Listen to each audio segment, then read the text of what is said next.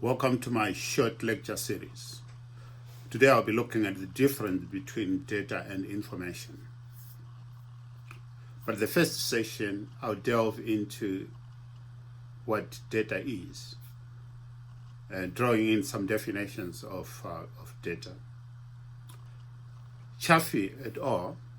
Defined data as raw facts or observation that are considered to have little or no value until processed into information. Balson, 2020, defined data as raw facts that describes the characteristics of an event or an object. Balson categorized data into three sets.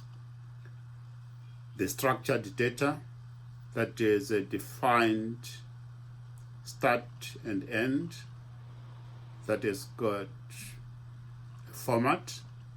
Good examples would be the dates and numbers. He also classified data into unstructured form. The unstructured form includes the emails, the tweets, the videos, the pictures that we normally use on a day-to-day basis. Lastly, he also classified data into the modern classification, the big data. A big data being a complex of integrated data sets that cannot be critically analyzed using the traditional tools. I'll be looking at big data in a different session because of its importance to the modern technological age, bringing in some artificial intelligence, Internet of Things, learning technologies. It is also important to give coherent examples of data sets. A good example of a structured data set is if I say 279 versus 217. To many people, that has no meaning. But if I add context into it, to say 279 versus 217 in a relationship to USA elections, then yes, then somebody will then deduce from the electoral votes that Biden won as 279 versus Trump at 217.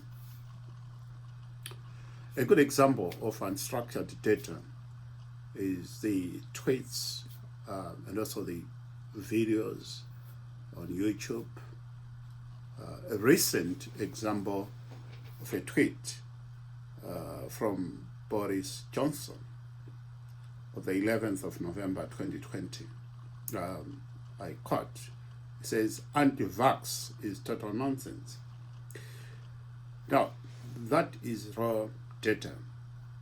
It is for somebody who has not been following in terms of the debate of the upcoming vaccines, may not understand what that tweet is all about. But if you say in relationship to the Pfizer vaccine that is to be rolled out beginning or end of December, then if added value in context to the unstructured data, in this case, we're talking about the tweet from Boris Johnson, who is the PM of UK. So I hope and trust that you've benefited from the definition of data, its contexts, coherent examples of unstructured and structured data. Please stay tuned and watch my next short lecture in which I'll be critically analyzing the information and how information is used for competitive advantage, both in terms of the business world and in academic world. My name is Elliot Febve.